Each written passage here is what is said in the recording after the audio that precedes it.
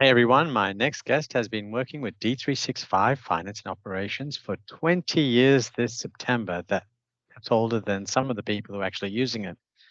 She's worked across 40 projects in manufacturing and service, both locally and globally. She has a strong background in accounting, certified MCP Microsoft trainer, and has an MVP to boost. Please welcome Billur. And a fun fact, Billur's surname, which I can't pronounce, I'm sorry, Billur, it means the son of a chandelier maker.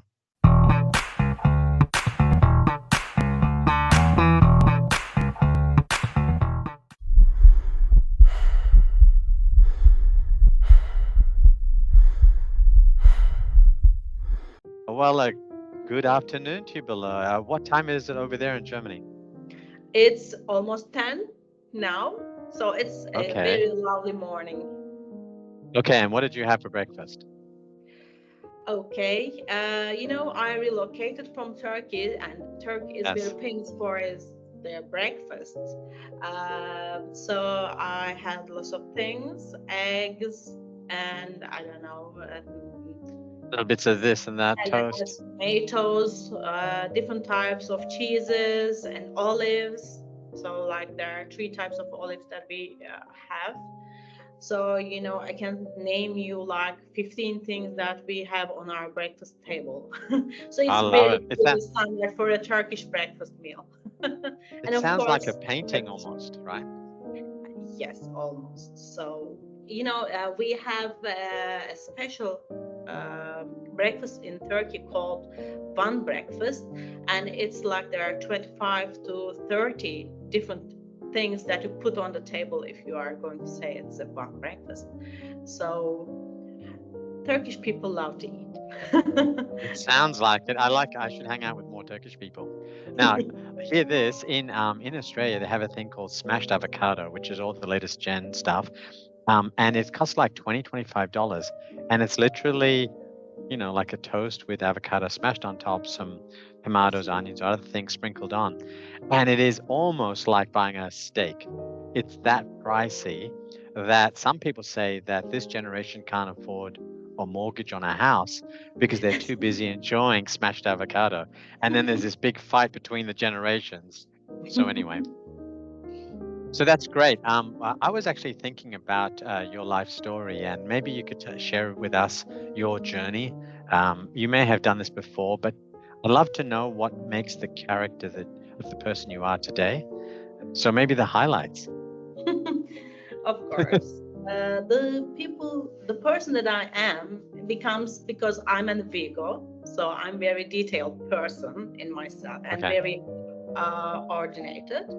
But how I start my ERP journey, if you would like to learn, Yeah, is yeah. that I have graduated from Istanbul University Business Administration, and honestly, I would like to be an accountant when I started my journey, but I couldn't find any job because all of them wanted some experience. So it's impossible if you are just graduated from the school. Then I started searching for different opportunities and etc. One day, my mother come to me to my room and say that I saw this ad in a newspaper, which is half a pages from Microsoft Turkey, that there is something called ERP. Would you like to join that as a course? Hmm. Uh, at school, in technology class, actually, I have made a paper on ERP. You know the odds, right? And I said, yes, Yes. it is a good thing, Destiny. but he doesn't know, she doesn't know anything about that, and I barely know what an ERP is back then. And it was called Microsoft Accepta back then. It was a 3.0 version. But I have graduated, and I say it was a course. It was funded by Microsoft, 8%. But still, there is something that you need to pay. And I say to my father, I would not like to take any money from you, right? And he said that education is always very important for a person's life, so I will pay for it. Go for it. And Hmm. I go into the eliminations because it was saying that 28 people's lives will change, right? 14 Wow. for revision, 14 for acceptance, and it really changed my life. So I never Yes, it thought has. that I'm going to be a consultant before. And in university, our professors were saying that do not forget your things when you come to school. For example, in statistics, we have tables Hmm. that we are using. And our statistics professor said, do not forget your things when you come to school, because in the projects, it will not be expected to lose them. And I was saying, what projects? I'm going to be an accountant, really. What a It, loser. Yeah. with all the numbers. And then they say that, okay, don't come late to class because the flight will not wait for you. Ah. And I was like, what flights? I will stay in a room with numbers. And then I got 500 flights or more because of the project. So this was basically it. In No, technology, there's also a sequel. I heard that you missed out sequel classes too. exactly. In technology class that we Yeah. take, there was SQL. And I was like, what I'm going to do with an SQL? I'm going to be an accountant, really. So I took too much accounting classes. But still, there were a couple of things that we must take. One of them was the technology class. I passed with an A, so it's a good thing for me eventually. Wow. Then just jump into IT industry. Until then, to today, in September, it will be 20 years of Dynamics. So I really like where That's I brilliant. am. And that's the funny thing is today we're working with people who are less than 20 years of age, and you have experience in one topic that's greater than their lifespan. Well, I Exactly. must admit, I find that's when I spoke to you before, I've learned three things about you that are your secret weapons, right? It's your superpowers, in fact. So can you guess what they are? I can start with accountancy. There are many tech people who don't have a fluent understanding of accountancy, and to literally talk your way through a process, whether it's the end of month or just the simple transactions of debits and credits, gives you such an edge over so many other people who are trying to understand the way a balance sheet works or profit and loss. Yes? Yes. You know that I love accounts. So I love posting journals. I just like to see the vouchers and their audits. So it's still mind blowing me somehow. I like to work with people, with my customers. The accounting person is a very really detailed and needs to understand every process, especially in Turkey. You know, in Europe and in America, accounting results are just the results of all the processes and are more important. But in Turkey, because of the VAT regulations, probably it's more critical. So an accountant should know every process, the production, the costing, the sending of the invoice, the packing slip, Yes. everything. Yes. This is why, as an accountant, we need to know all the process, not just the finance, but also in this SCM, the inventory, and how they appear, how that cost occurs in the system. So what makes this more happy for me, because as an accountant, you have to be detailed, and I'm a very detailed person at the end. So I It think makes it's great sense. exactly. So it still excites me. And you know, in Dynamics, there are new things coming almost every month. So this is also keeps us to learn more and more. I felt like when I spoke with you, I had met my twin in the sense that I was in South Korea rolling out a system.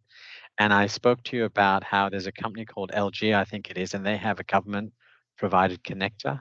And all business must submit their invoices and payments through that system so the government can track how much of tax they're expected to get from you and measure it against the revenue expenses that you claim so they can determine your profits. And naturally, then the taxes. And I thought, wow, that is one controlled society. I can see why they have it, and maybe all countries should do it. And then you said the same thing happened in Turkey. Exactly. And I knew I found my match. Exactly. What we do is that we send all of our invoices to government, and then in the month end we have lots of VAT reports that we have to declare. Most of them are now automatic. It's very technological way, and in the month ends or the year ends, it depends on how big your company is, that you send all of your vouchers that you have posted into the system to the government, and then your invoices are double checked. For example, I have an invoice from my vendor. I say that I take this 5 invoices from this vendor with this total amount, and then they declare and they say, okay, I sent this 5 invoices with that amount, and they match it. If there, and this has been controlled, and if there's a discrepancy, then you are in trouble. So you don't want to And make anything to be trouble. was there a date before and after that they introduced that system? And there was this, like in Australia, they call it the black economy, right? And so everything, cash jobs from, say, plumbers or carpenters, they say they'll give you 10% discount if you pay them in cash because they want to remain off the books. Did the Turkish government introduce it in 1 year and then suddenly see their revenue, their tax collections jump?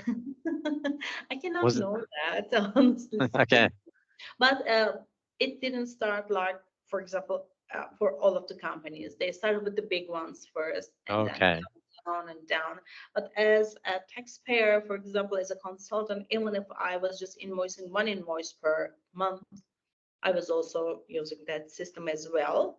Wow. It's mostly very common for the big, almost big companies.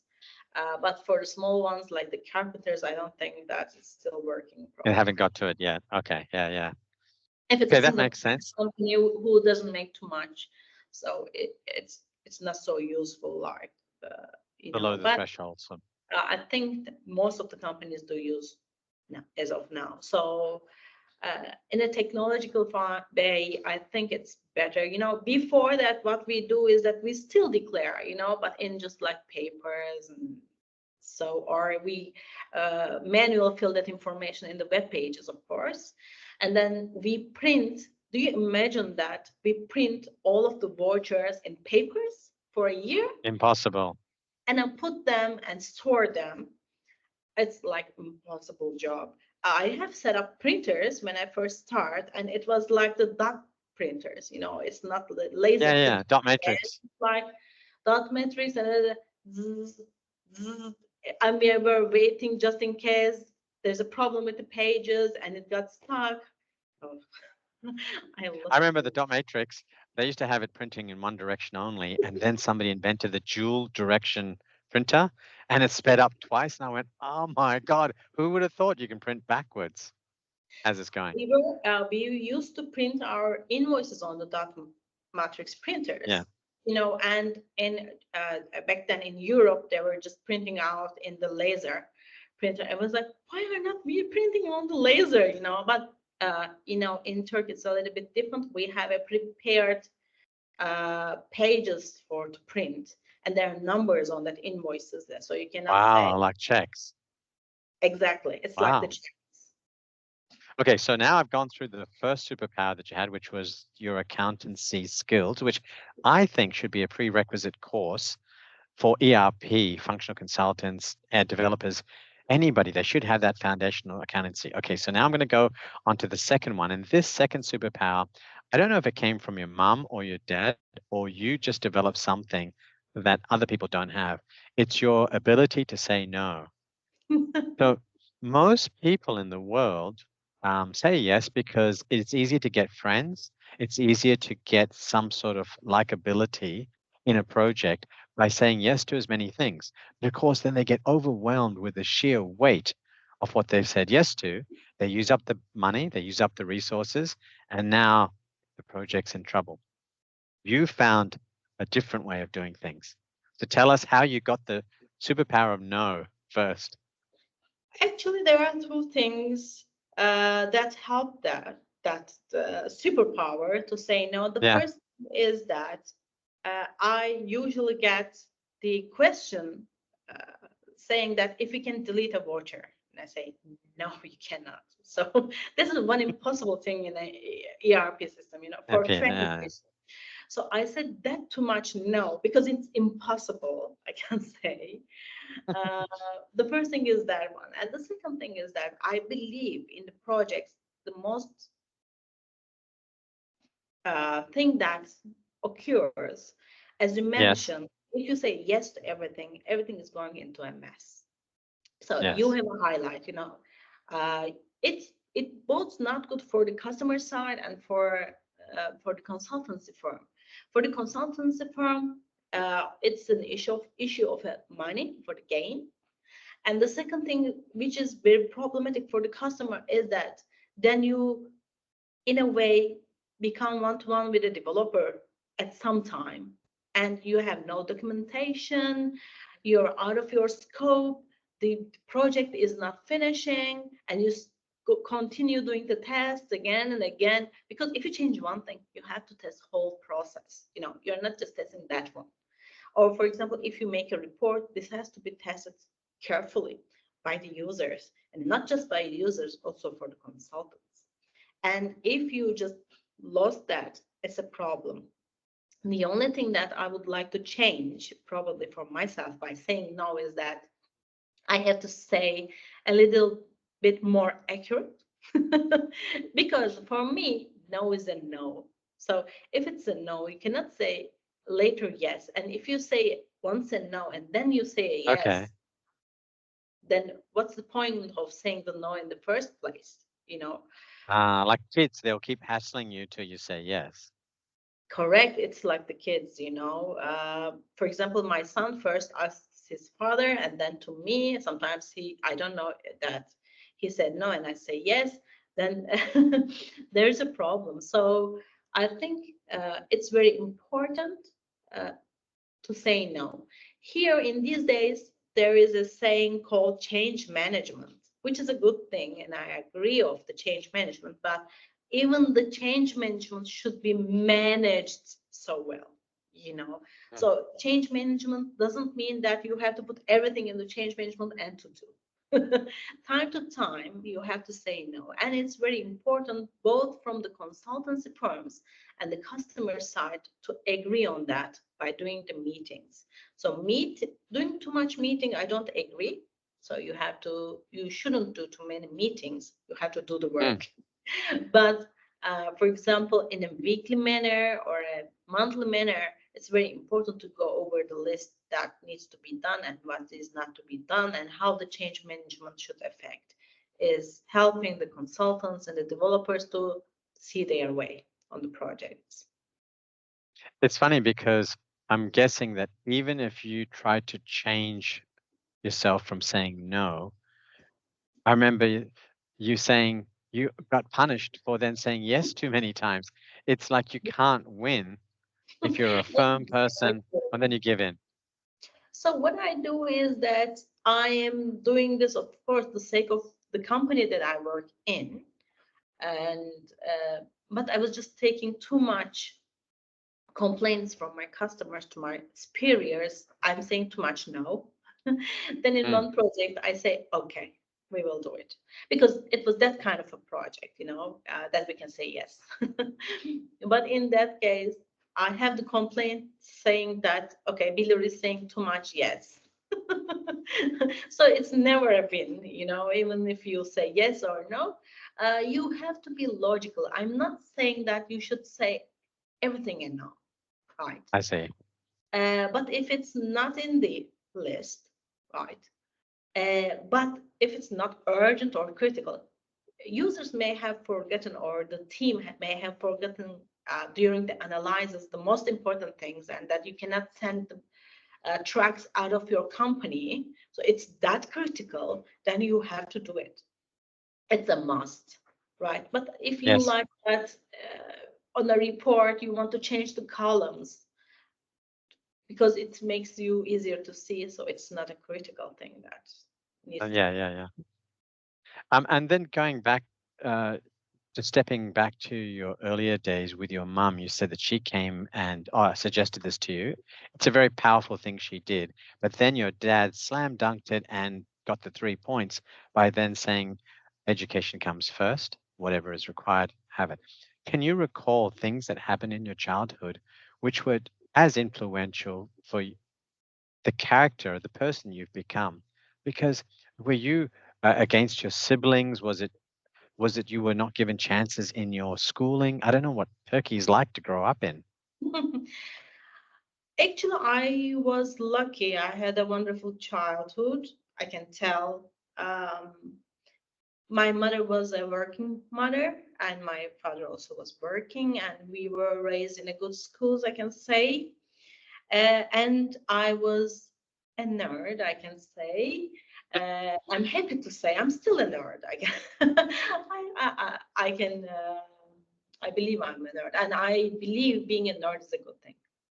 I And think nerds are going to take over the in the world. movies, I like the best word nerds, right? Yes. So I studied too much for my university to win, and I studied in my university as well.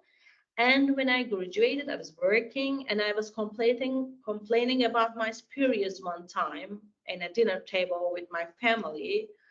And my father told me this thing that I think really affected my life. He told Mm. me he has been a manager for so many years, so as my mom. And I was just talking about my manager, saying that how can he do that? This doesn't take him to that much time. It should take two more. And he told me this thing. You never know what your superiors has talked with the customer or with their superiors. So Yes. you cannot know why they do this.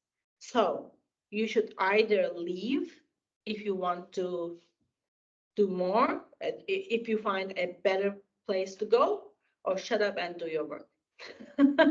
So this Hey. is that easy. So he So I didn't mix his words. He just goes straight to it. Boom. exactly he is like this. He is, I think, a good manager, which I had never chance to work with him because we're in different industries.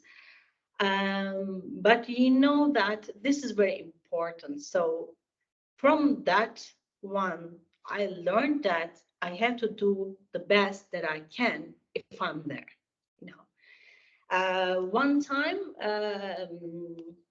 I was out from my company because they fired me. And I know that, for example, a month ago, and I was just working till the end of the day. Okay. One So more month. Yeah. even if I retire from a company, I do the same. I do to Yes. the end day, maybe not the last day, but to the end day, the best that I can. It's Okay. just not because of me, it's not because of the company, but because of my team as well. So if I do not do that, those people that I consider a couple of them as my family as well, because I was lucky and I've been in one of the best teams that I can see before. They have to do more, and I cannot do that to them. So it's very critical for me to be honest. Honesty is very important for me, and that you work a lot. You rubbed your nose when you said that. That usually means you're not telling me the whole story. What happened? Did something happen? Oh, you just had an itchy nose. That could have been it. Actually, I have worked with too many teams, so it's Yes. not just like one team or two team, or I have led teams for 10 years, and you see lots of different people which are not honest, which are not willing to work. So I always say, also to my son, you can have zero in your tests, but if you do not work for that test, if you do not study, then that's a problem. You didn't work and you have a 3 in your test out of 5. That doesn't count. You have to work. You have to try to do your best. There's a saying in Turkey which Atatürk said. I like this word. The person who loves their countries are the ones that work the best. on what they do. It doesn't matter what you do. You can be an accountant, you can be a developer, you can be a baker. It doesn't matter, but do your best. And I try to. I'm not saying that I am the best, but I'm trying to do what I can. Tell me what you think about the A team, the B team, and maybe the Z team. So I'll explain. The A team is the people that you dream of working with. They're the best of the best. They put their heart and soul into it. If they find a problem, they don't ignore it. They either work it through with another person, but it's not left like a loose end. The B team are the people that come to work, they want the money. They are there just to get by every day. And then there's the Z team, the last ones. They're the ones that everyone can see as slack artists. They don't want to do the work at all. And in fact, no one knows why they're there, but they just are leftovers and no one's addressing the problem. So when I go into a new team, I see the A players, the B, and often the A players, if nothing's done, they leave because why should they work with B and Z? And so I feel as a leader, my job is to keep the A team by getting rid of Z and B players as quickly as I can. And often then I am left with the A players. And when I bring new ones in, they don't leave. What are your thoughts? Am I misunderstanding? Actually, for me, I think working for money is important because we Yep. work for money, But the thing is about your moral. So, yes, we work for money and we gain money of what we do.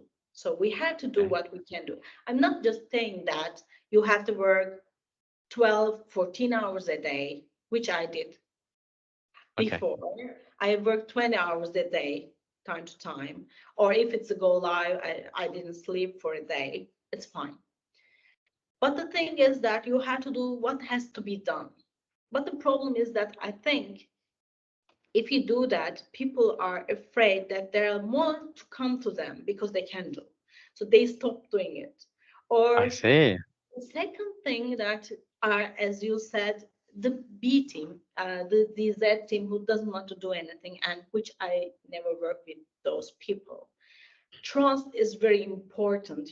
If you do not trust someone, how can you left them a project or even Mm, a single code? So I do not prefer to work with them, and I do not work with them. So I left them alone. Okay, it's not my problem. I didn't hire them. So I make my own team and then go with them and do the best.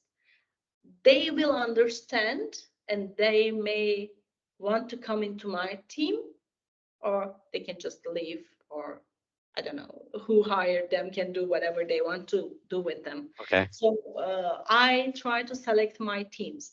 If your team is good and there is one or two person who doesn't fit in the end, if your team is good and you give them what they deserve, to the ones who work, the others will just be as the same as them. So human psychology is very different when you look into them, right? We are all different people. I'm not an easy person as well. So, for You're example, not an easy person.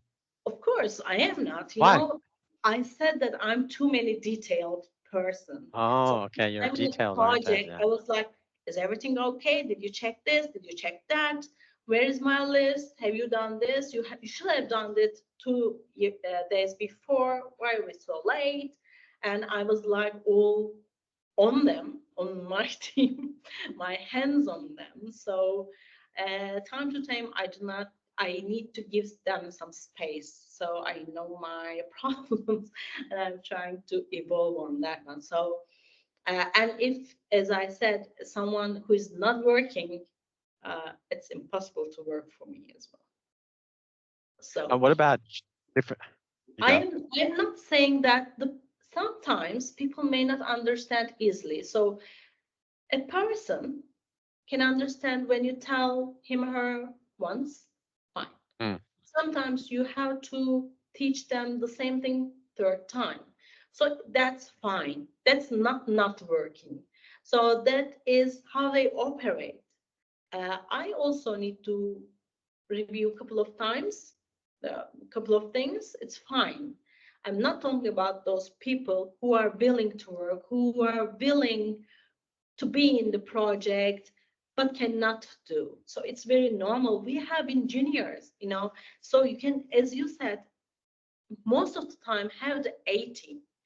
But if you are willing to work, for example, I have been into one project with all the juniors, I Yes, have yes. 3 juniors, junior developer, 2 junior consultants, and in a project, just as myself. And they have been lions like in 2 or 3 months because Yes. they were willing to work. They really like me. Love it. And we work together. I teach them, they learn, they take their own time to learn. And in the end, now they are very good consultants in the Dynamics world. So it's all What's it about, like? Sorry, it's all about. it's all about the will that you would like to do that thing, whatever it is. Great culture. What about working with different generations? So, for example, there is the above 55, there's the 35 to 55, 20 to 35, maybe, and younger. I'm just trying to break it down into the different layers. Tell me who you find the easiest to work with and why. And this is not a judgment. This is more, I'm trying to understand how you gel with different ages. I like to work with the people who are over 60, honestly Get speaking. out of here. Who's left who's over 60?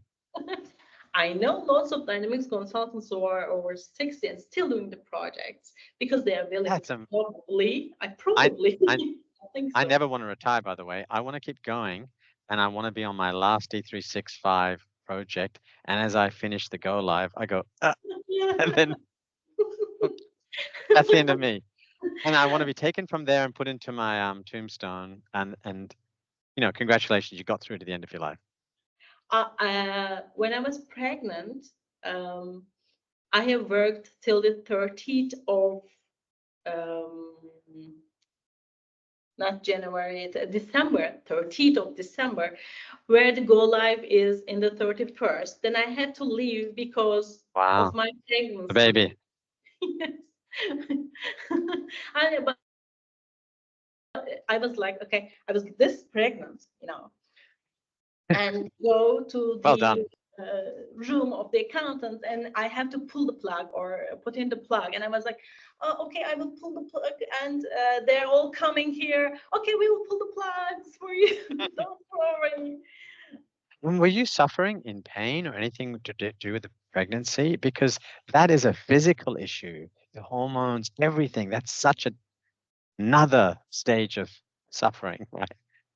I was And very then that's on top of the project. lucky. I didn't have any pain or amnesia or etc. So I was very lucky back then. Never had that issue, but I lost my job when I was 6.5 months pregnant. Mhm. And if you are pregnant and you will not be able to find a new job, right? But I did find Wow. after 2 weeks. Oh, that's how Because you then ended up going through a go live for the rest of the pregnancy. yes, I've been just going to another go live. Okay. uh, Can I ask how you did the interview? Did the interview was from here and then you go, yeah, everything will be fine. And then you end up walking into the go live situation room. Actually, I have a couple of interviews when I was pregnant, because I need money and I have to work. I was just paying my credits to my house, my loan to my house. So I was Mm. like, in one of them, I go in. I was advised from someone else for that company, and I go into the room, and they look at me and say, "You're pregnant," and I was like, "This pregnant, Did like you what?" know you were pregnant? As if they're telling you. Have this been told to you? And I say no. And they had another go live. Of course, it didn't happen back then. I can Okay. understand it, but it's not about pregnancy. It's about something else. But it's very Yes, hard for a woman I believe you. to be pregnant and to be working. When I was also traveling when I was pregnant as well.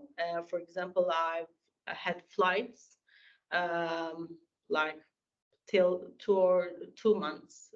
We can do that Yes. legally. So I go and be in a pre-sales meeting. So it's fine for me. In the end, It's everything funny you was say. good. I'm so glad it worked out for you. It's funny because when you find the right person, whether it's male or female, pregnant or not, and you connect with that person and you're able to solve problems like you do, I'm wanting you to enjoy your baby, but I'm also can't wait for you to come back to work. It's a funny thing. You connect with a person and it's about the solution you're both creating together, right? Exactly. The thing is that I was very well known in Turkey because I was the one of the oldest that come from 30.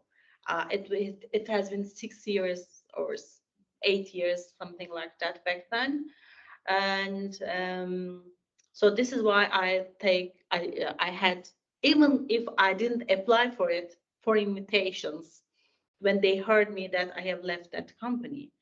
Yay. Uh, Exactly. So I didn't leave the first one because I was pregnant, because it has to be. So they didn't just fire me because I was pregnant. I cannot tell.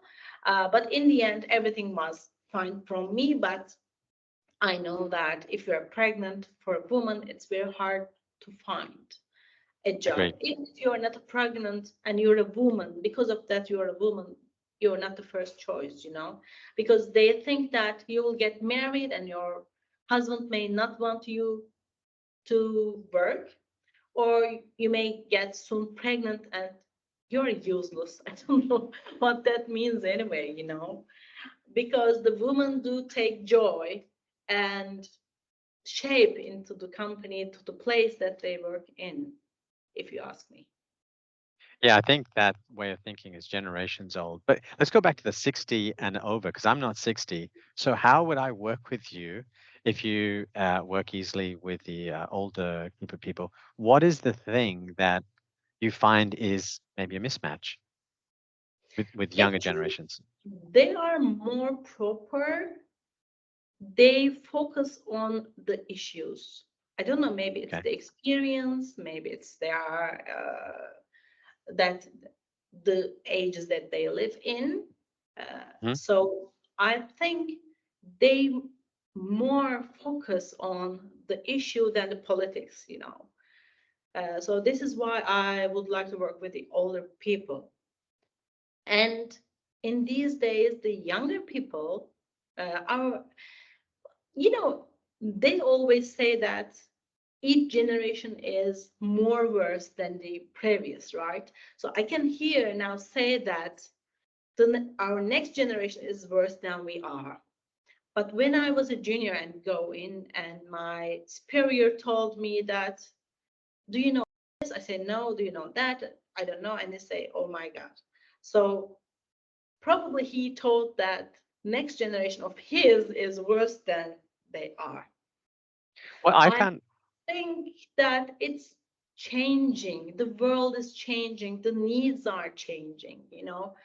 For example, in our generation, we work a lot to be successful and etc. But these ages do not want to work too much, too hard, and they would like to enjoy their life. And I do not say they are wrong.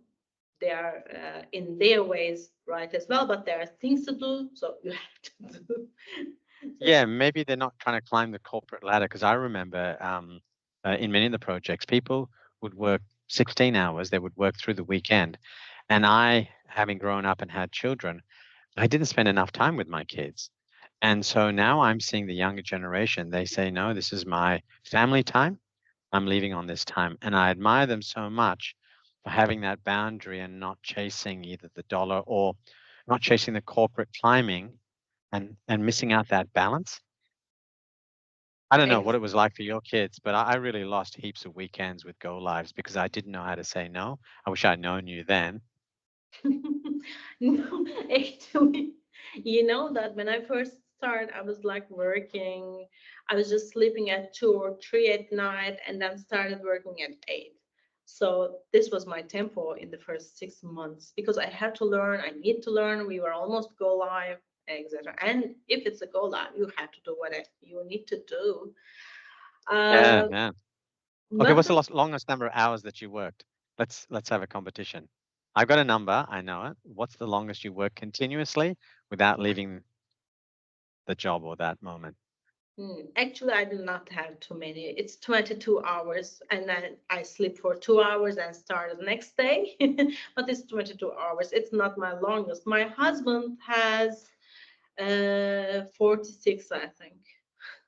Wow. I did 36 and I started hallucinating and I had to go home to sleep because I was a danger in front of the keyboard because I thought I was seeing things and I could have deleted the whole file system or something. So I Okay. decided I'll go home. I was 22 because there was a crash in the system. So somebody has to be on there and do the things. Uh, we had the backups. It was nice. So nothing has affected. It was a good thing for us. But you have to wait for a developer, IT team, and etc. And I have to be with them to tell them you have to do it now. I was not literally doing anything, but just as a managing person. I Not a get manager. you. So now we've said two superpowers, your accountancy, learning to say now, and here's the third superpower that I believe you have, training. So it's a dream of mine that you say you want to train people before they do the proof of concept so they understand it. See, because so many projects I go into, they build the whole damn system, they configure everything, they pump in the data, they're about to go live, and they go, now let's train the users. And remember, all along, the users had no idea what this beautiful system can do. So they were giving guidance, they were giving instructions, and for the first time, they see what it does. And I reckon they've got it wrong because they weren't trained. Because you're an MCT, you believe in training and you want to get it done up front. What happened that made you topsy turvy and do training to start with? Uh, Actually, as you mentioned, I'm an MCT. I love to give trainings. I love that stage, going there and telling them what to do and playing jokes and saying stories within them, make them understand, and just look at me like I'm a diva. Dua Lipa called and she said she wants you on center stage. Is the best because they think that you know everything. Then there are tests, go lives, then your level just goes down. No, the thing is about the training. There is Microsoft documentation how you can just do the project better. In there also there are training sessions that you have to make. The thing in the projects is that, as far as I see, there's just one training put down in the project plan, which is before go live, which is too late. So Like, I think what you have to do is that even before the analysis, you need to give a training to tell what you can do. So what people do is to see what they can do within the system about their process and which they cannot. Then during the analysis, they can tell you that if they can do this, if they cannot do that, and then tell you the process, and then you implement it, and then do the training again, preferably with the design document, right? You do the design, and then what we do is that do the design document and send it to the users. It's just the user manual without the item. You have a book that tells what your phone is doing, but you do not have your phone on your hands, or you do not understand what it is. So it's very critical to do the trainings again to the users to understand what they are reading, right? It's not a novel, so they cannot imagine the scenes and etc. And ERP is not like a software selling, you are selling a dream of a dream. So I think they have to be trained again and again to understand till they understand and uh, come to a point. Or else, when you go live, they will need more support of you. And agreed. for example, you have 100 users and there are just 3 consultants on go live, think that your phones are calling every minute, everything is collapsed, all the data is wrong, you have wrongly Wow. configured the system, loss of data, and that's more problem after you go live. So I think the training should be based in every step that you do in the testing process and etc. is very critical. I think that's what Ataturk said, right? Prevention is better than cure. No, he actually said, start like an English and finish like a Turk. And though it's not a superpower of yours, you pay very close attention to detail. One of the things is documentation. Exactly. I cannot tell that in Turkey we do have too many documentations. I cannot say that. Mm. Yes, people that they do, like me, because in every project I do hundreds of pages of documentation because it's easier for me as well. You know, you tell people something and then you document it, and when you forget, you have a manual that you can look. So how their process is, because some projects does take 3 months and some take 3 years. So you have to know what has been discussed and etc. Mm. So the documentation is very important, and eventually you have to go live, right? So you may just skip the first go live if very required and go for a second. You can postpone. It's very normal in the projects to postpone if needed. But I'm not very likely to be in the side of postponing, right? If I do not see something that is very critical. Mm. Because you do understand if there's anything that's critical or just people think that there can be an issue. Change is not wanted by person. It's not our nature. Right. Yes, we change. We are the best changers in the world because we are the lions of the world.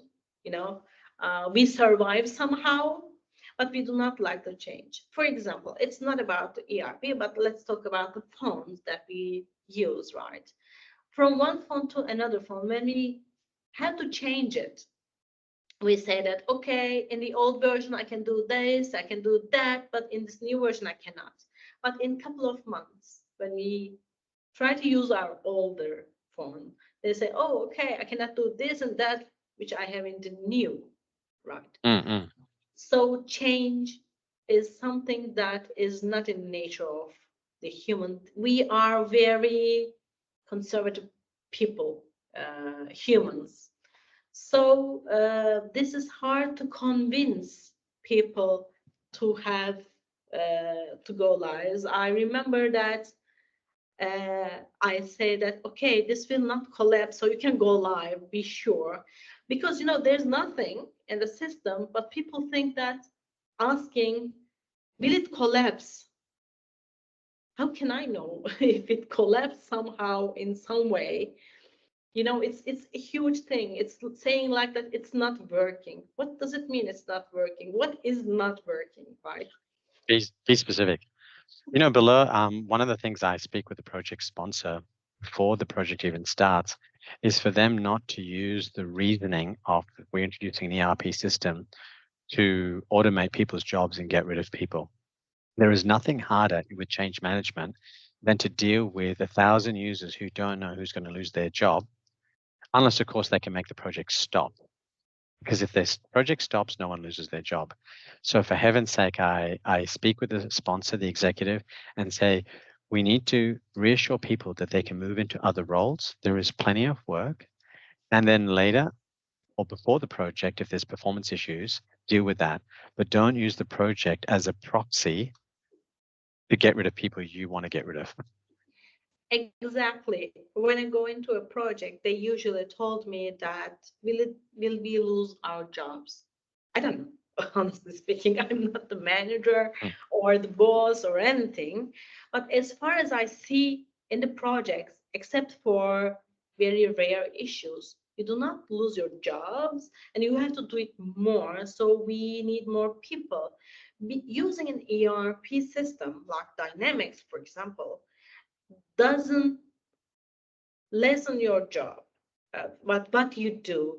Yes, all are automated. You not have to do some silly things into the system, but you have to fill out more data into the system. For example, if you are able to fill out 3 fields. Now you have 7 fields to fill. And then in the end, you will not be just a machine that pulls data into the system. You can convert yourselves as AIs. What I mean is that ERPs are being used for decision making. If you cannot do the reporting, if you cannot do the decisions, what's the point to use an ERP? You have to take the reports as a person and then do the business decision making, right? I always tell this one. As an accountant, you are not the person that fill out the data, but to take the reports, decide if you can lower the expense, or you can do anything with the profits, etc. and what's wrong. And I see most of the companies that I've been in the projects has seen such massive issues because the reports are wrong and they cannot see everything in one place. They were like, okay, I didn't have stock in my hand. How can this happen? Or we used the wrong stock in the production. So it's more cost than we expected, and we didn't set up the price like that. So to use an ERP, decision making is very critical.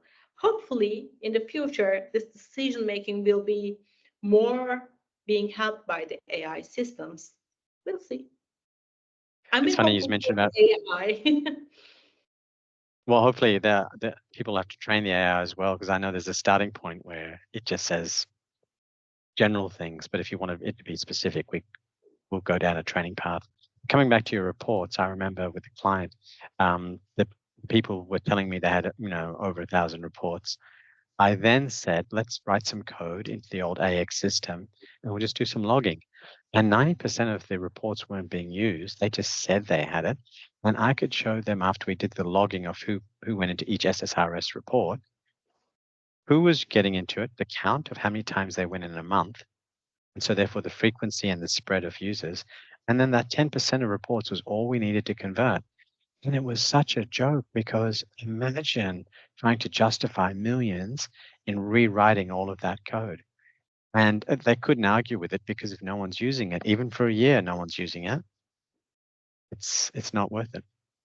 Exactly. So when you start a project, you want it all. You wanted more, not all, more than all. So I think you have to be easy when you come to report writing. Go with the standard reports. Even for the standard reports, there are thousands of reports in the system. So just by the security, do not allow people to go into that report if they do not use it. I don't know if we have talked before that security is very important into the systems before you go live, even before for trainings, because people think that it's very hard system to be used. They go into the system, there are lots of reports. When you open, for example, customer form, there are hundreds of fields, right? And these fields mostly they are not going to use because it's for example, for the retail, the automotive, FCMG. There are lots of fields that is supported for the most of the places that can be used. So I think that in the first place, after you give the first trainings, of course, you have to show everything so they can see. But before the testing, at least phase, you have to do the security and hide out the fields that they are not going to use. In one of my projects, when we go in to warehouse user and show him the journals, inventory journals, and he said that, oh my God, this is too hard to use, right? Because he's doing too much job and he cannot use the tab button to go over all of the fields just to fill 3 or 4 information. What we do is that we generated a basic form. Basically, in the end, there is a inventory journal, and he sees just 4 or 5 fields that he has to fill, like the date, item quantity and the department that he is sending in the warehouse, that's enough. Others are being automated already. So you say, oh, okay, this is an easier system. Actually, this is not an easy system, it's a form. Yeah. But works for him. And I agree. When you go over all of the reports that you see in the system, which you are not going to use, I see that people require other reports because they have not seen the reports already being in to the system. So thank God that we have Power BI, the Power Platform objects now, and it's easier to generate the reports and the processes and etc. But still, if it is still an effort, you know, so I think this should be very clear which reports are needed. And the reporting is a little bit separate issue because that they are not really discussed in the analysis. So what you do not put I put the reports in the design that you have this reports and this report is used like this one, this field and screenshots. But mostly that I see that reports are not discussed in the projects. And when they test it, when they try to use it, you know, they say that, okay, this report is missing. Where is it? This seems so complex. I don't understand it. And then the rejection starts. So you have to discuss the reports and how many reports to be done, which kind of reports to be needed. Not in the analysis. I think it should be a case in the pre-sales, you know. So you would know when you sell an ERP how many reports that you are going to do. I see some projects saying that only 10 reports will be regenerated. What is that? You know, or saying that, okay, budget reports. How many budget reports?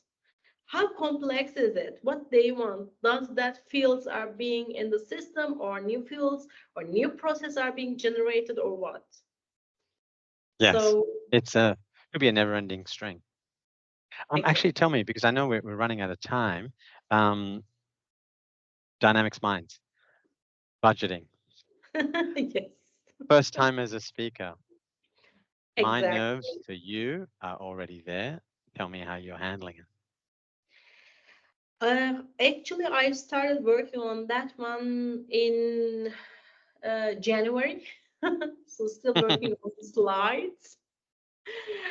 What I'm doing is that I'm always very anxious before I go into a training, before I go, for example, before we start, I was just been working on this one like for an hour. I go and do my makeup, etc. Of course, wear my best clothes as far as I can find. So I'm very anxious. So I, as a nerdy, start very early on everything. I've started working on that from January. I was like, okay, when it will be approved, that I apply, how we are going to do the design, how PowerPoint design that we are going to use, and I hope that they're not too overwhelmed for my questions. And it's my first time in Dynamics Minds. I would like to do last year, but unfortunately I have my passport in German consulate, so I was not able to. This year, I think till the end date, I will just updating my PowerPoint, and I'm hoping to put all the information that I can find from the budgeting applications. You know that we are waiting for the AI in the budget and still searching for all the details that I can give to who attend the meeting. We'll see. But in the end, when I go onto the stage, everything will be fine, I believe. Do you say jokes? Do you include any entertainment in it? Like in Australia, we have dad jokes. They're the worst jokes in the world. Do you have mum jokes or anything? I just put down a quote from Kung Fu Panda. So Oh, yeah. I'm a mother and still watching Kung Fu Panda. If it makes you happy, Billur, I'm just happy for you. We'll see. We Okay, will start with that I'm code. so I'm very excited for you. What's happening is if there's people watching you and aspire to be like you, how would you explain to them the things they need to do to position themselves for becoming an MVP? For an MVP, actually being an MVP is very important. Actually, it's very important for me because not that I am very good at what I do. Being an MVP, a Microsoft MVP, is to give to your community, right? And I'm trying to do the best. So I have been doing what I am doing. I was blogging before I was an MVP. I was supporting through Dynamics community. And then I started my video blogs, tried to continue. I just give a pause for a while. And I try to learn, I try to teach to my community, because at one date, what you say is that, okay, I have things, I have my superpowers, and then I can give now to my community, right? And it gives a pleasure. So when you reply someone's answer at the Dynamics community and you see that green tick, I say, okay, today as a person, I helped one other person. Yes. You can do it, you don't need to be a senior, or you don't have to give 20 years. But even if you can answer one person's problem according to your experiences in your projects, Yes. that may mean time to time everything for that person. How I started was that I quit my job and I was looking for something else in my life. I was a little bit exhausted because some couple of other things than my job. And then I start reading, because Dynamics is also my hobby, I can tell. So it's not like a job to me. I see Dynamics community, which I already seen, and I ask questions and read the replies before, and I said, I can do this. Why do not I do that? You know that I was a big fan of Andre Clavon. So I was like, I seen a post from him. I can do the same that he can do. So I started. By the way, answering. you can go back in time. If you go back in time, you can see Andre's name going back to like decades. Right? Exactly. When I was a junior, I was just asking questions 20 years before, and I still saw him. Maybe not 20, Yes. but 15, let's say. I saw him, so I was like, oh my God, he's very knowledgeable. And also Dr. Finance, Okay. we always see their answers, whatever I ask for. I was asking for something in general ledger, if it's either Dr. Finance or either Andre. So they were like my superheroes, because I can find my solutions.